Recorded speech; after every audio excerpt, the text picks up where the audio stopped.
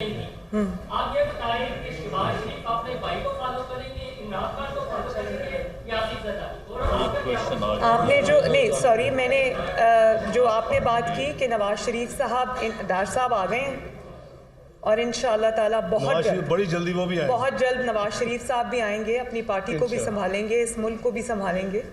اور جہاں تک آپ نے جو بات کی، جو جب موقع آئے گا تو جو پاکستان کا آئین کہتا ہے، پاکستان کا قانون کہتا ہے، ہم انشاءاللہ وہی کریں گے. بہت بہت شکریہ.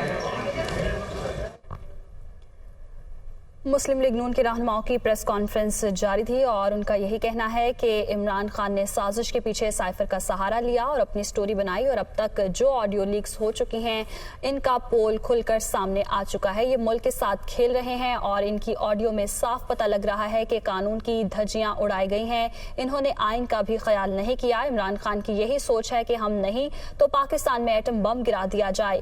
مزید کہا گیا کہ میری آڈیوز بھی لیک ہوئیں، ان میں فرق ہے. مسلم لیگ کی آفیشیل آڈیوز لیکس ہوں اور پرسنل ہوں.